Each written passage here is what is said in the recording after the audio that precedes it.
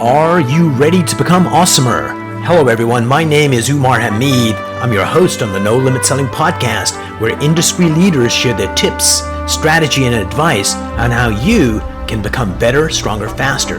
Just before we get started, I've got a question for you. Do you have a negative voice inside your head? We all do, right? I'm going to help you remove that voice in under 30 days guaranteed. Not only remove it, but transform it. So instead of the voice that sabotages you, there's one that propels you to much higher levels of performance and success.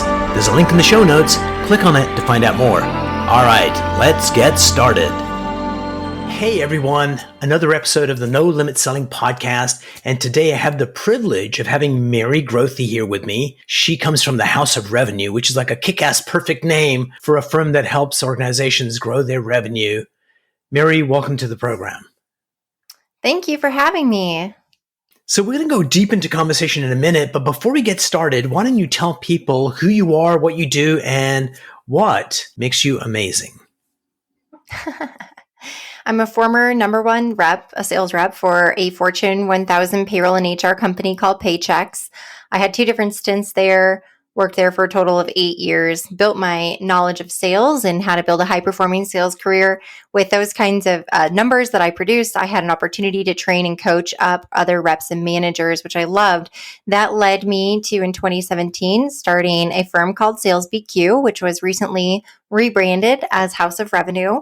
Our first year and a half or so, our mission was to help build sales departments for small businesses and really help them achieve peak performance without that CEO having to go through a vicious cycle of turnover of reps who didn't perform, which is expensive to a small business. We evolved.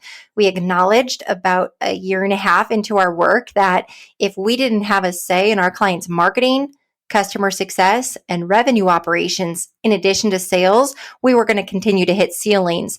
As soon as we doubled in size and began to take that over for our clients, we created a full-scale offer where we go on contract for a company typically between 2 and 20 million. We have bigger clients than that, but we go on contract for 6 to 18 months. We attach ourselves to them with a VP of marketing, VP of revenue, who oversees sales, customer success, a RevOps analyst, our marketing team. We go in, we audit, produce the gap, identify the roadmap to success, and then we not only build a strategy, but we also stick around and do the work. We are typically 2xing MRR for companies within about 10 months. In 2020, 9 full service clients, 100% success rate. Really excited to be working with about 13 companies so far this year. Now, you want to know the fun part? I have a beautiful son named Beckham. He's 4 years old. And then I have my husband. We just celebrated 8 years of dating, not marriage, but 8 years of dating just a week ago. Congratulations on both fronts. And before we did this call, it must have been a couple of months ago, we were just chatting about having you on the show. And as we were ending that conversation, it's going to be great to have you on the show and you're amazing. I'm amazing too, by the way, in case you were wondering. I had asked, we'd built up enough rapport, and I'm not sure what the question was, but it was one that got you to stop. And then you told me this story about your son, who was 4 at the time. And why don't you relay what was going on when he was 4? Because you were busy building an empire at that time. I was. He was actually 18 months or maybe 20 months old when I started the company. And I had a completely wrong idea of how I was supposed to do it as a wife, a mom, and now a CEO. I set out on a path for 2.5 years of scaling my firm. I did heads down 20 hours of work sometimes in a single day.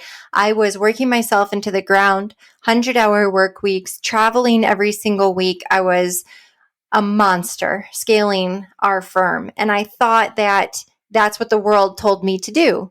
You want to be a CEO, you want to be an entrepreneur, you want to be successful, you have to give it everything you have. And when COVID happened, it was such a blessing for us because we actually lost 60% of our revenue in a 3-day span. I did not know when the bleeding was going to stop. This was in March of 2020, as with many other entrepreneurs and business owners who thought, what the heck is happening right now? And in that moment, I grieved a terrible, terrible loss because I thought I have given up and sacrificed the last 2.5 years as a wife, as a mom, and really even to myself with any self-care. I was completely neglecting my own well-being to scale this company at all costs. And I thought, if everything I built in 2.5 years can come crashing down in 3 days, was it worth it? And I'm sitting on the floor of my living room and I look over at my son, who was 3 at the time, and I'm looking at him and realizing I don't even recognize this kid. I was seeing this maturity in him that I hadn't even stopped to see. And it was a big call out for me because I had entered into this season with him where he didn't want anything to do with me. And like I couldn't sit next to him at the dinner table. I couldn't brush his teeth. I couldn't lay down for bed. I couldn't read story time. I couldn't play with his trains, which is his favorite toy. And I just chalked it up to it's a phase. Well, it wasn't a phase. And now I was lying to myself. My son didn't know his mother. And he had a very close relationship with my husband. And then I look over at my husband and I realize, what a saint. He's been allowing me to do this, but I've not been a great wife. I haven't been present. And so in that moment, I was very upset, very emotional. And I realized I had done this wrong. And that's where I made a commitment that I was going to rebuild this company and I was going to rebuild my life. And I did just that. So fast forward a year and I rebuilt my home life. I have been able to work on our marriage in a way that we're in an incredible spot today. My son and I are inseparable. Not only do I get to play with the trains, but I get to like build all the track and layouts and run my own lines. But it was a lot of work over the last year. I committed to a 9 a.m. to 4 p.m. work schedule, not 5 a.m. to 11 p.m. at night. And I've been able to restore that. So over the last year, also, our company was the biggest, the most profitable, and getting the best results for our clients we've ever had. Brilliant. And that's a great journey to have. And sometimes it takes the universe or God or COVID to smack you on the side of the head to say, figure things out. Because in our culture, it's tough for men, it's twice as hard for women. But in our culture, we have this, do you want to build a company or do you want to have a relationship with your family? And the reality is, and this is a truth to your listeners and viewers, is that true leaders make shit up. I mean, a lot of stuff does not exist till they envision it. And what you envisioned through divine act was, wait a minute, I can have a great company and have a great relationship with my family because I get to decide what I want to build. And that's a powerful thing when you realize that you get to create the life that you want. So tell me about other people that you've met and you've shared this story with that don't quite know how to make that work for them. Because it's all about belief, right? What they believe is possible. Do you have one of those interactions you can share? Yes. Step number one, like you said, is to believe that it can be done. And then you have to map it out and you have to choose it. So I am working with a female executive right now on this who was very convicted by my story in saying, oh my gosh, I'm missing out on the life of my kids. And she has 3 kids, whereas I just have the one. And the acknowledgement was exactly as you just said. It was an awareness point to say, I thought this was how it's supposed to be. If I'm going to be an executive and be successful in my career, I can't have it all as a wife and a mom. If I want to be that amazing wife and mom, I should choose to be at home, but that's not what I've chosen. And so in that conversation, the steps were easy to follow. One, you have to envision it. You have to believe that that life even exists, of that future life where you have condensed work hours, that you can be present at the times that matter, times of day, and that can shift week by week based of activity. So envision it. When you just have to even say because that's, for me, that was my biggest hang up. Before COVID, knew I was struggling with this problem. And I had a female executive friend of mine say, why don't you just go into the office at 9 and create time for your son in the mornings? And I looked at her and I laughed in her face. Do you not know who I am? I can't work a 9 to 4 workday. That's impossible. I'm scaling a company. It doesn't work that way. And I laughed in her face because I didn't believe that it was possible. Now, COVID helped me believe it was possible because I had 60% of her work taken away. So anyway, I had a lot more time.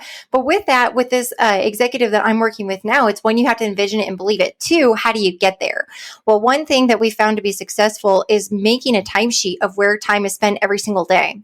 Oftentimes, executives, especially high-powered, talented executives, will have challenges with delegating.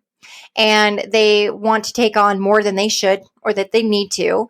And so it's being able to make a list chart of everything you do on any given day, week, month, or quarter, and saying, what are these need to stay with me? What are these can be taught to another team member? Where do I struggle with delegating? And then the last thing is getting control of the calendar. So after you make those decisions, then it is time blocking. The first thing I did is I blocked out every single day. I am not allowed to have a meeting booked on my calendar by anyone in my company, any client, any prospect, anyone before 9 a.m. It's blocked out. You can't. No one has access to put time on my calendar. And same thing after 4 p.m. It's the commitment, and you have to put it into action. Then the last part would be find an accountability partner, is to share this dream and vision with somebody that when that work does creep back in, when the excitement and growth in your role or your company is happening, who's going to hold you accountable and have a tough conversation if you get out of order with what you've committed to. Which is brilliant advice. People think it's impossible to do. I was interviewing another CEO, and he said, by the way, I run this company. I have 2 other companies that I run. I'm writing my 4th book. I'm a triathlete, and I turn my business phone off every day at 5:00 because I decided that I wanted a life, and I'm just super, super efficient in what I do in the time that I have, that I get everything done. And I think we get caught up in the trap. This is the way it's supposed to be done. And if I'm truly dedicated, I need to put in these hours. And the other component of it that, we don't need to go down, but pretty much, if you decided to focus on family a little bit more, it's almost like a sign of weakness. But if a guy did it, it's like, oh my God, he cares about his family. So there's like this double standard that a society puts. But I think for women themselves, they put more pressure on themselves than anyone else. Yeah, I would agree. And look, you just can't listen to that crap. That's what I would just say right there. I have decided to not listen to the noise and not listen to what people believe are the discrepancies in women and men and whatnot. I saw a tweet the other day that had a female founder on there. And actually, I take that back. I saw it on LinkedIn, and she has a gorgeous photo, and it's a brilliant shot. And then it says, I am a female founder, with the word female with the line crossed through it. And she says, you know what? How about I'm just a founder? How about I'm like everyone else, and I'm going to tackle this in the way that's right for me, right for my family. I'm going to write the rules on how this can be done and remove these barriers.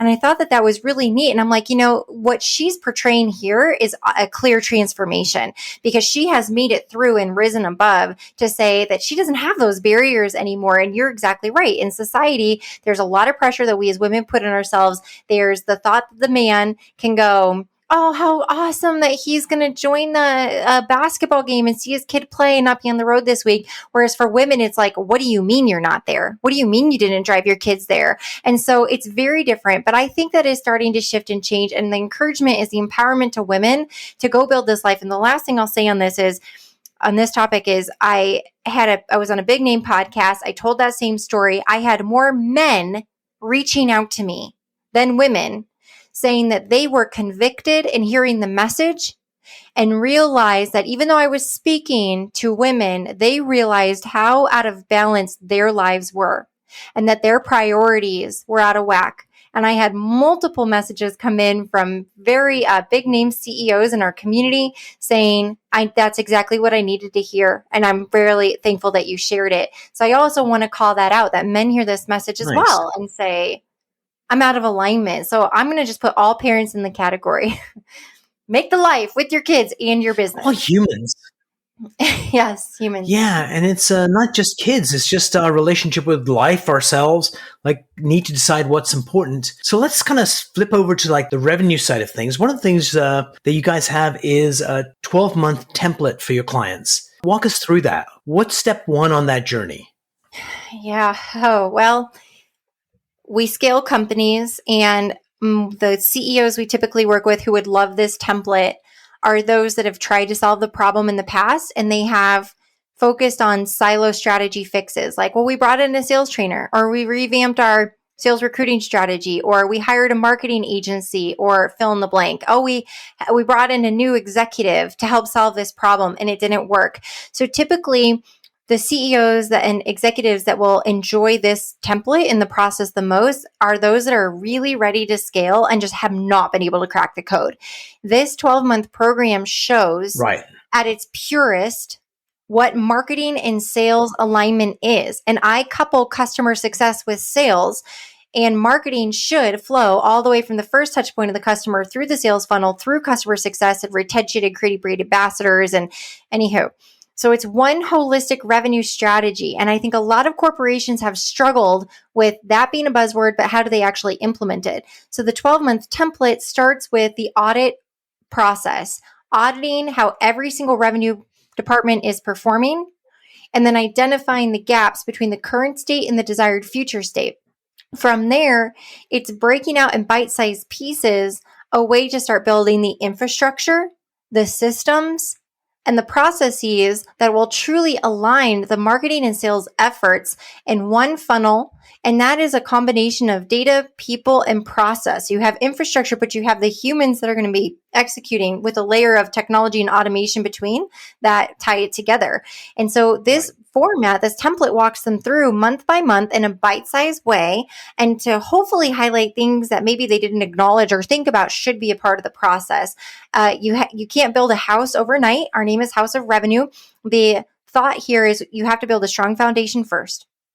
You then have to build the right infrastructure, walls, wiring, drywall, you name it, before you can have people living in the house. So you've got to think about it in that way. And that's what the template does, is it just walks through in a methodical process. Brilliant. So let's go back to that audit, because a lot of times companies, this is my hallucination, is that a lot of times companies go, okay, the problem's over here and we need to go fix that. But they don't take the time to, is it a problem? And if it is, what's really causing it? How does this impact the other departments? How are they all playing together? That's difficult for them to do, and you can address whether that's a true statement or not. And then two, I don't think they have the skill set to really look with an unbiased eye on what's really going on. Yeah. We like to say opinions are valuable, but data is priceless. CEOs are often very opinionated. They're smart. They're great visionaries. These companies are typically treated like they're babies. They also look at people who said yes to them early on, like their executive team or any co-founders. They look at some of those people indebted to them. Like, they said yes to me, so I need to say yes to them forever, which our coaching out of the gate is a CEO has to be in the right mindset to scale. They may want to scale their company, but being ready is very different. So in that audit process, here's what we usually find. So yes, we work with bigger companies, we work with full teams, but at the end of the day, the CEO is our client. Here's what we find. There's a reason why the company is not growing.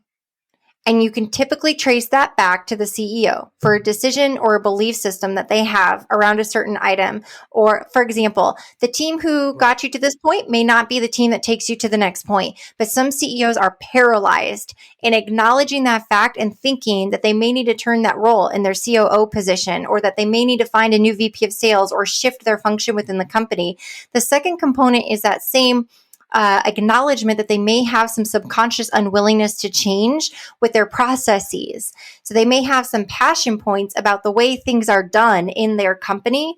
And so there are sometimes sacred cows that aren't able to be discussed, but yet those sacred cows may be significantly holding them back. So we find that CEOs who are unwilling to change certain components, they are having to build systems around those. And that's band-aiding, and that is not setting them on a stage for scale. So it's very difficult. Another thing that we identify in the audit.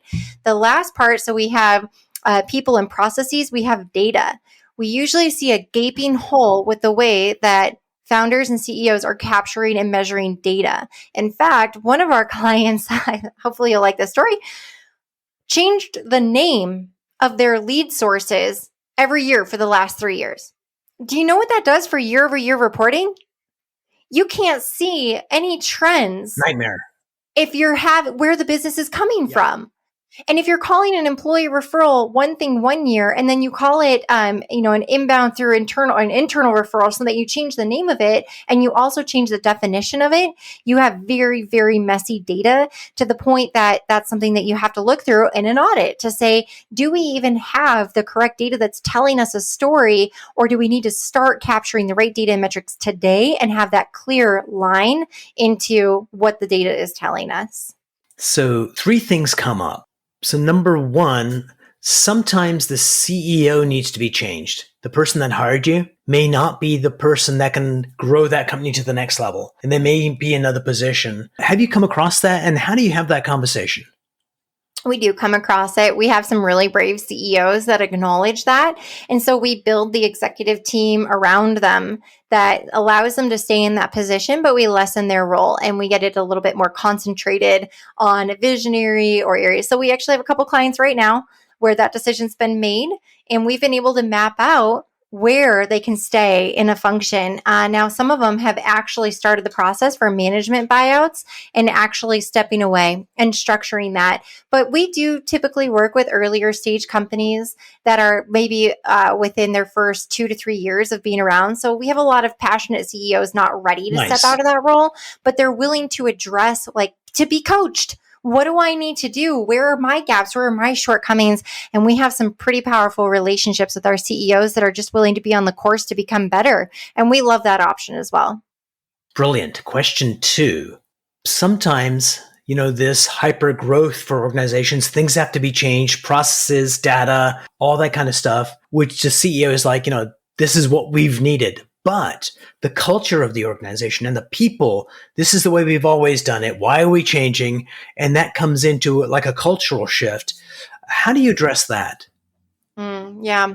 So it's about, I remember reading a book called Who Moved My Cheese. Early in my sales career, working for a Fortune 1000 company, they had a huge reorg and a lot of shifts that occurred. And so to prepare for that, they sent everyone in the company a copy of that book, Who Moved My Cheese, to help all of us identify that change can be very uncomfortable. And if we don't acknowledge the benefits and the why behind it, we may be resistant, and through that resistance can actually hinder the process significantly. So I would say for the companies that we get to work for, it is about ensuring everyone understands the why behind it. Additionally, whenever we're doing our audit process and the deep dives, we meet with every key stakeholder and the people whose lives we are about to change, because we can pull some pretty unbelievable information from them on how the organization can improve in the specific processes that they have. So that's a way to create buy-in, and it reduces friction because then people understand the why behind it. And if camaraderie and encouragement and collaboration and excitement is built through the process, people actually will push through that change component pretty fast because they're looking at the end goal and they're in a positive emotion set versus a negative emotion set. And so that's just something that has to be accomplished in that audit step of the process before any recommendation could be well received. Brilliant. Now, here's the third and final question. Data is data, and data is dead, and data is totally useless unless you can analyze the data and get some insights. So A, this is your bread and butter, but B, how do you train your clients to get the insights? You can show them, but how do you show them that way of thinking that can bring out insights that can help them accelerate their growth? It has to be aligning the data set to the outcome that's currently occurring so that they can see the correlation between the data set and the outcome it's producing. Typically, once we connect those dots, the awareness sets in, and that's typically what's been missing in the past. So when we can bring forth an interpretation of their current data and show them, because this is the way that it is, this is what's happening as a result, then the light bulb goes off in, oh, I didn't realize that this was as a result of this. And so that's when in the recommendations, we can say, if we make these few adjustments, then this is the anticipated outcome. Is this more agreeable and desirable? If so, here's the path to make that happen. But I think a lot of times people could be adverse to initial reactions if they don't understand the positive implication and the outcome it will be a result of it. So it's just drawing that and putting it together and showing them. Now, sometimes there are more technical founders that can digest that a little bit more, but typically the CEO's profile that you see are very visionary, big picture, high driver. And so sometimes they just have that lack of attention to detail, and that additional interpretation of the data truly helps them align with that grand vision. Brilliant. So Mary, you are an expert at what you do. And what is one mind hack you could share with our viewers and listeners? A simple little mental trick that gives you more productivity or makes you awesomer. Is there something you'd like to share with our audience? Oh, yeah. Energy management. We all have internal clocks. and they're different. We also have tasks that give us energy, and we have tasks that are energy draining. When I figured this out as a high-performing executive, everything changed for me. Here's the change that I made. I acknowledged that in this season of life that I'm in, I am quite the morning person. Rather than setting an alarm and sleeping through to that alarm, so meaning if I woke up 30 minutes before the alarm, I'd say I have 30 minutes left and sleeping to that. I just wake up when I naturally wake up. The alarm is a safety net. So I set the alarm for the last acceptable time I can wake up and still be productive for my day. But my body has been trained that when I naturally roll over and wake up anytime between 4:30 and 5:30 a.m., I just get up. All of a sudden, I have more energy because I've completed a REM cycle. Then I've acknowledged that for me, if I do the energy draining tasks when I have the most energy, they don't affect me and they get done. So I have carved out quiet time in the mornings to do all of my administrative work as well as writing. I am not somebody who enjoys writing. And so all the blogs, social media posts, and other things that I need to do for our content strategy, I have to do it in the morning. And same with the administrative work or building proposals and whatnot. That is the only time that I have attention to do that where I can sustain and pull through on energy. Then I've made it a point for things like recording a podcast or doing a speaking engagement. I typically try to book those before 2 p.m. because that is where I can have the most energy. I'm bringing my best self forward, and it seems to be much easier and life-giving. I notice if I do those types of engagements later in the afternoon, I'm actually tired, I'm drained, and I'm not giving my best performance, which has a negative implication. So with that, I have built my calendar to put the most energy draining activities in the morning or early part of the day when I have the most energy, and to put the life-giving things that excite me and are really great, like one-on-ones with my team members. Like I love talking to my team and I get to hear from them. It brightens up my day. I put those in the afternoon because I have energy for that. And it's so life-giving that even though I might be in a lower energy mood, It brings me energy. So it's a little bit of shift on that. I have also learned that to prioritize, so time blocking in the calendar. So not just energy management, but you have to time block these items and preserve your time and make sure that the rocks are scheduled first. Then you can fill in with the pebbles, the sand, and the water. And then you will never run out of time in the day to get things done that you need to do. So that is my biggest hack for people like me, an executive with a very busy schedule and a huge load. Brilliant. Mary, it was a joy having you on the program. Thank you so much for sharing your wisdom. Thank you for having me.